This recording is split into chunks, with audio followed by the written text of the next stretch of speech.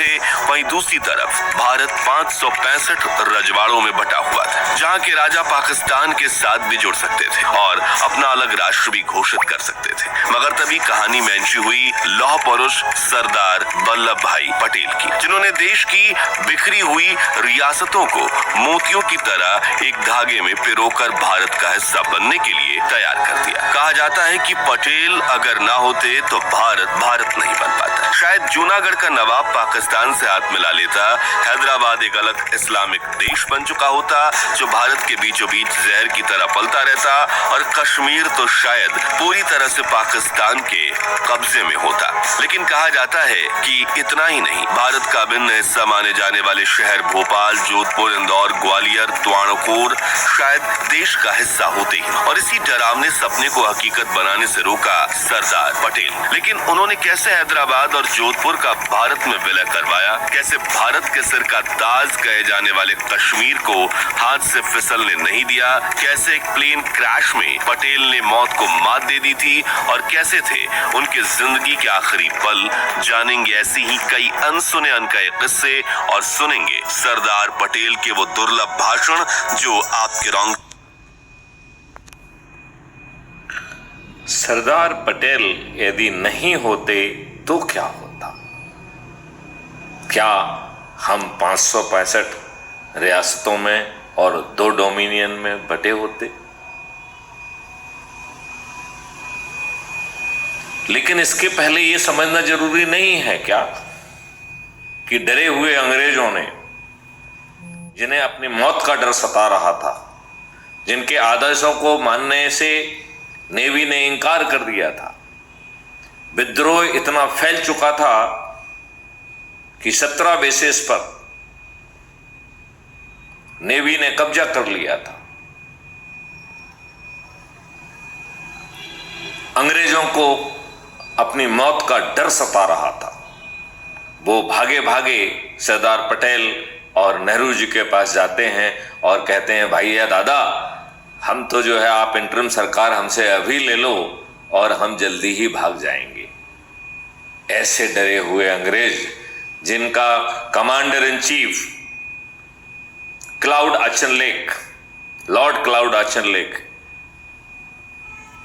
Lord बॉबिल जो उस समय वाइसरॉय थे, उनको लिखता है कि हालात बहुत ही भयानक बगावती हैं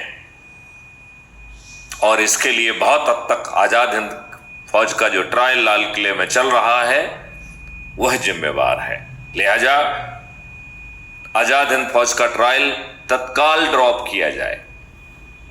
लॉर्ड क्लाउड आचनलेक ने एक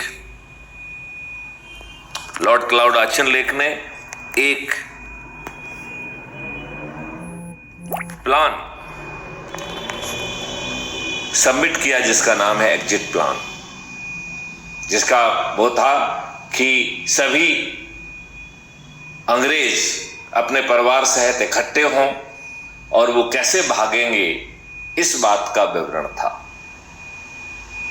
फिर डरे हुए अंग्रेजों से, अंग्रेजों की शर्तों पर किस गद्दार ने सत्ता का हस्तांतरण स्वीकार किया? वो कौन गद्दार था जिसने आर्टिकल 333 हमारे संविधान का हिस्सा बनाया? वो कौन गद्दार था जिसने आर्टिकल 370, जिसे कॉन्स्टिट्यूएंट असेंबली मानने के लिए तैयार नहीं थी, उसे सरदार पटेल की मदद लेकर जबरदस्ती घुसेड़ा? वो कौन सा गद्दार था जो अच्छी तरीके से जानता था कि देश के संविधान ने उसे कोई शक्ति नहीं दी है, सभी शक्तियां काउंसिल ऑफ मिनिस्टर में निहित हैं, फिर भी उस गद्दार ने जीतती हुई फौज को 1948 में बिना काउंसिल ऑफ मिनिस्टर में चर्चा किए, बिना अपने गृह मंत्री सरदार पटेल को बताए, किस अधिकार के तहत यह दुष्ट ऑल इंडिया रेडियो में युद्ध विराम की घोषणा करने पहुंचा? क्या हमारे देश के संविधान ने इस दुष्ट को यह अधिकार दिया था? सोचें, चिंतन करें, अच्छे भारत का संकल्प लें, 5 मौलिक अधिकार और 21 महालक्ष्यों का अद्भुत भारत पाएं। अब मैं माननीय प्रधानमंत्री नरेंद्र मोदी जी से पूछता हूं कि क्या वो अच्छे भारत का संकल्प लेंगे? क्या आरएसएस प्रमुख माननीय सरसंघचालक माननीय मोहन भागवत जी अच्छे भारत का संकल्प लेने का साहस जुटाएंगे?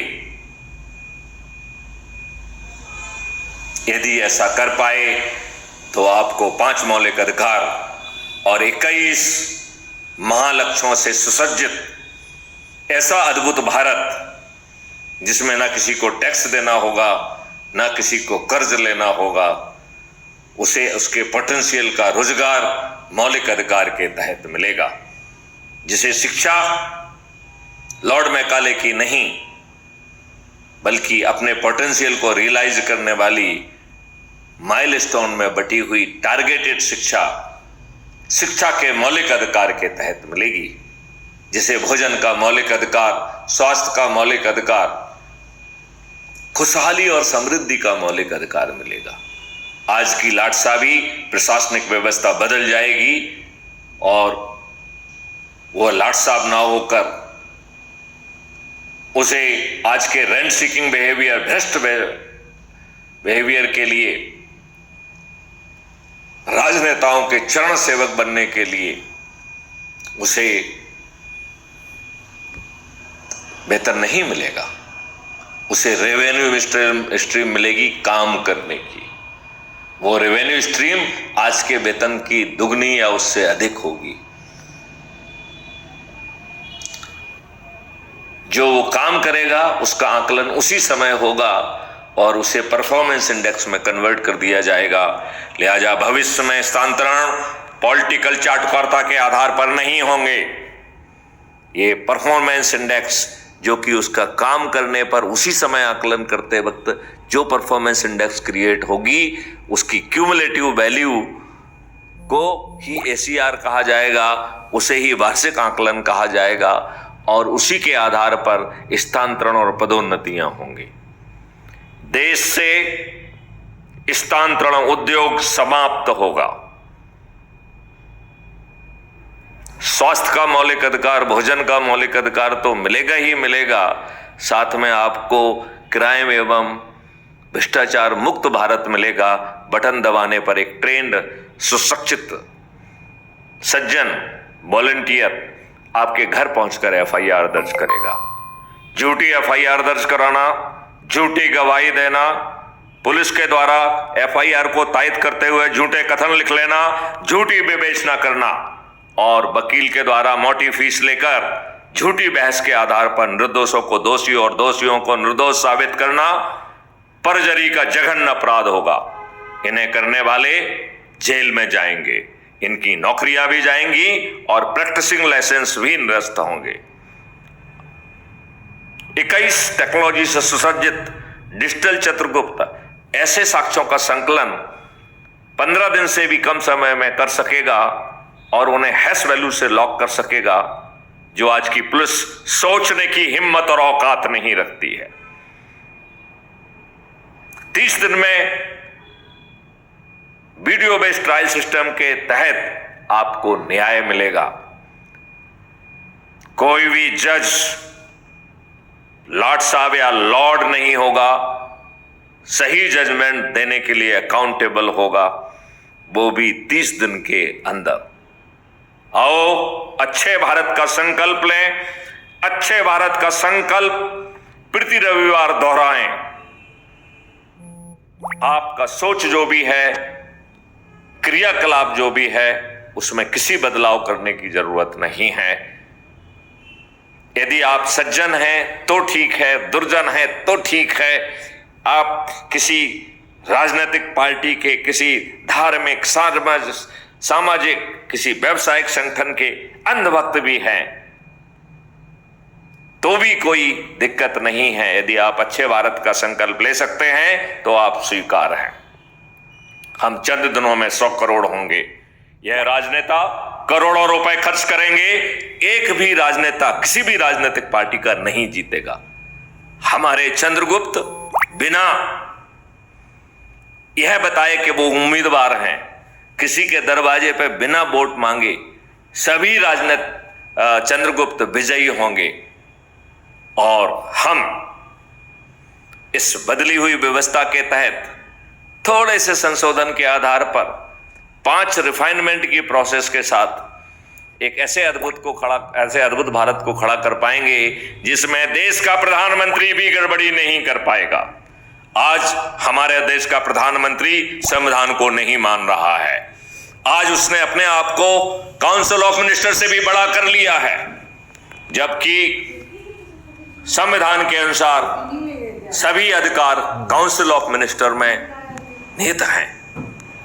आज काउंसिल ऑफ मिनिस्टर के मिनिस्टर बौने हो गए हैं। उनकी हिम्मत नहीं है कि प्रधानमंत्री से आंख मिला के बात करें, उनमें चर्चा करने की हिम्मत नहीं है। अब समय बदलने का आ गया है। Maithili Sharan Gupt, president crime free Bharat mission, president श्रेष्ठ आत्मनिर्भर भारत पार्टी आपका आह्वान करता है, आप अच्छे भारत का संकल्प लें। यदि आप अच्छे भारत का संकल्प लेंगे और प्रति रविवार दोहराएंगे तो विवेकानंद जी के जो कहा था कि यदि हम बिखरी हुई इच्छा शक्ति को संग्रहित और संगठित कर पाएंगे तो यह देश विश्व गुरु बनेगा। अच्छे भारत के संकल्प से वह बिखरी हुई इच्छा शक्ति संग्रहित और संगठित हो जाएगी। आओ अच्छे भारत का संकल्प नामक दीपक जलाएं और आज की विवश, डरावनी, अंधकारमय व्यवस्था को ध्वस्त कर दें। जय हिंद, जय भारत, वंदे मातरम, जय गुरुदेव।